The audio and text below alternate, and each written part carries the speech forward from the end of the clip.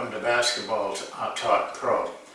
The title of our segment was the 70-30 rule.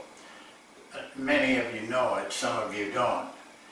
But basically that rule states that 70% of all of a team's scoring comes from unstructured play. 30% comes from structured play. And it is an integral part of the things that we believe in Basketball Talk Pro. Basically, it goes back to the playoffs of 2009, though it really goes beyond that because it had been a part of my coaching career for some time, though I couldn't identify it or even thought about it, to tell you the truth. But in this playoffs in 2009, I began to see some things. I want to read to you, it's the preface to the book that I'm hoping to get published, because I think it's a little bit more clear and would help you understand a little bit more. It was the early part of the 2009 NBA playoffs. On a Sunday, when the networks have one of those 4-game days, I watched them all with some short break. Some of the games were close, some weren't. As day turned into night, I began to wonder why I felt uncomfortable and unsatisfied. But deep down, I knew. By the 4th game, it was like watching the same movie all over again. Not that the games weren't exciting, because they were, and the players were at their best, but there was sameness. The offenses were very similar, and so were the defenses. I wondered, does any coach do anything original or different? I watched middle pick and roll, side pick and roll, a little floppy, a lot of isolation, and 2-man plays. Are these plays so good that all the coaches, with the exception of Phil Jackson and Jerry Sloan, just repeat what the others are doing? I wanted to find out for myself. I decided to record future games and examine each play to determine their effectiveness using the method that is explained in Chapter 3. I was surprised to learn that they were not very effective. So what was happening? This was a time-consuming task because I began to notice that teams would run their favorite plays. One team ran over 60 pick and rolls per game, but they weren't scoring effectively off of them. The play would break down and the players would continue on their own. Around the 4th game, I decided to analyze a game and isolate on the times that players went on their own. The team I evaluated scored most of their points during these times. Actually, 69% of their points came from this area, going on their own. I began to call it scramble, because that was what the offense was doing, and so was the defense. I evaluated another game in which one team scored 73% of their points in scramble. So I went back to all of the films I had acquired in that playoff series and evaluated them the same way. After 10 games, I was astounded to find that teams were all scoring around 70% of their points in this area of scramble. It wasn't a wide range either. Every game was right around the 70% mark, and it was consistent from game to game, team to team. It was incredibly consistent. Didn't make any difference if one team was great and the other team wasn't so great. They scored 70% of their points, and it wasn't by a large margin, 69, 68, or the other way, 71, 72, but it was very, very consistent. We're now up to around 100 games. It hasn't varied it at all. I think the best place for you to go now is to a chart that I prepared. It's actually an NCAA game that I just finished breaking down this morning. I tested it to see if it followed the same rule. And it does, and you will see. We'll go now to that chart and have you look at it. It will explain many, many things. Well, this, as we mentioned, this particular game was South Carolina versus Florida. It was either the finals of the top 8, or it was in the Final Four. The game, we had some technical difficulties towards the end, so the game got kind of cut up towards the end. The last 6 minutes did not show up, and so this is up to that point. But it still is, very indicative of things. Let me explain this chart. First of all, some of you are acquainted with it. Here, we divided this into 2 groups, scrambles and sets. Scramble is that area where it isn't structured. Sets are the structured part of the game. And this is how we determined the 70-30 law that really applies to every game. So in the scramble area, what we call the scramble area, the unstructured, we evaluated fast break, transition. Transition is when the fast break does not score. Usually that's within 4 or 5 seconds. And then they have to keep going. And most teams do. They don't set up. And so that's transition. We combine that with the fast break, really, because it's part of it, but there is a difference. This is transition is more 5-on-5. Don't pay any attention to these. It won't apply in this game. Breakdowns are actually breakdowns from the sets.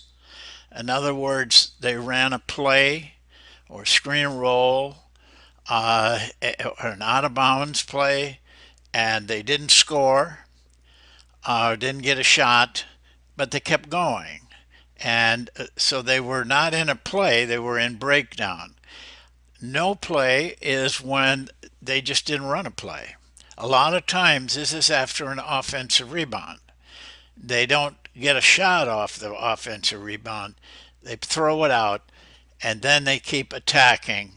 And that is a lot of times where the no plays are.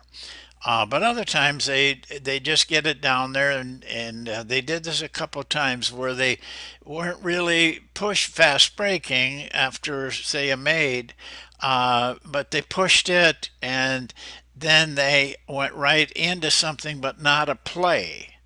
They were just going on their own. Here we divided sets into these groups. Plays were anything that they started that was not a screen and roll. Screen and rolls were when they started everything with a screen and roll, mostly middle pick and roll. Sometimes they will have a screen and roll within a play, but we graded that as it was in a play. And so you'd have to be with me when I'm doing this to see the differences there. Are out of bounds.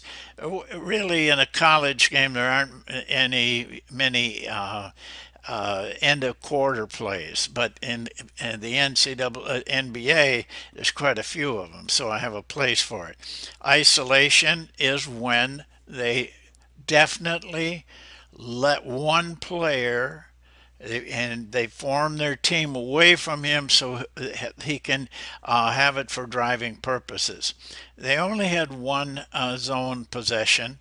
Miscellaneous is free throws that are not connected with anything. So there you have the chart. We go by these types of shots: layup, out to 15 feet, 15 feet to the 3-point line.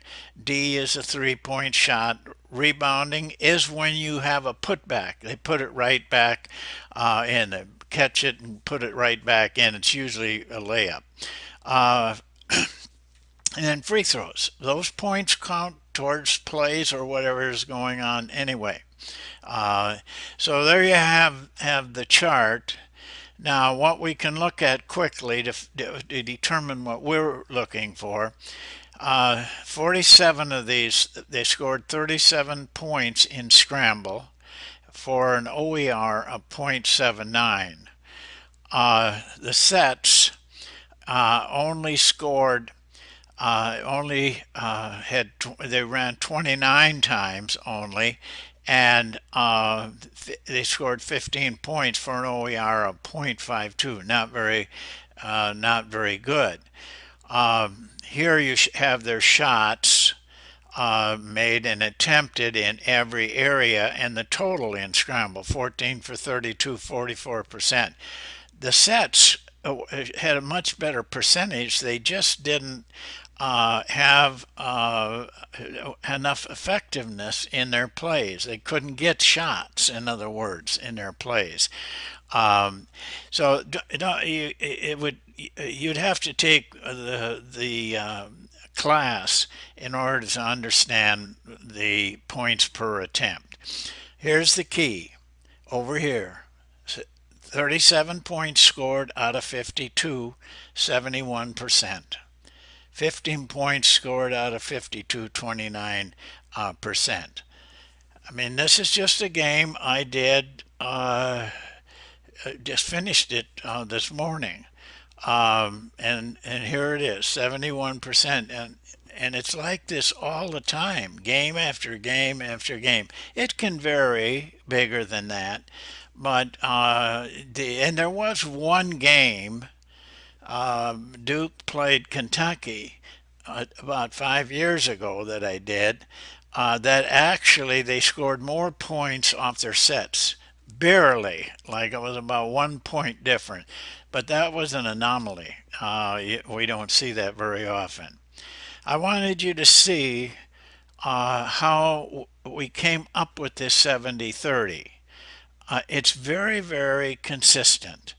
So don't worry if this is a little bit too fast for you. What we just wanted to show you, this is the data we get, and then we come up with this number, and that's how we came up with the 70-30 rule. It has never changed over since 2009. We're up to, as I've mentioned before, maybe 100 or over 100 games right now that we've done, and it never surprises me. It's right there, 71%, 69%.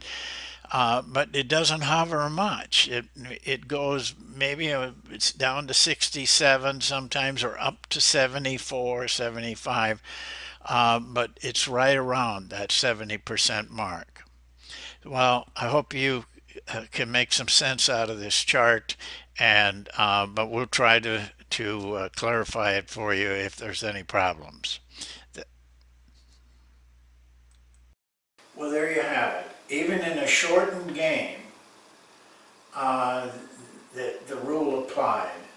South Carolina, as we showed you, scored 71% of their points in what we called scramble or unstructured play. This is a very important part of what we do in Basketball Talk Pro, based on, first of all, experience, just experience of coaching games, coaching teams, and then in 2009, beginning to apply statistical evidence to prove that this was an unstructured game. So We will continue with this thread for a little while in Basketball Talk Pro. And I hope you continue with us so that you don't just get a piece here and there and then make some mistakes in your understanding. We'll make it clear to you in the next 2 or 3 segments. Well, that's it for today. I'm thankful you are watching. I'm always thankful and happy about that. But we'll see you next time.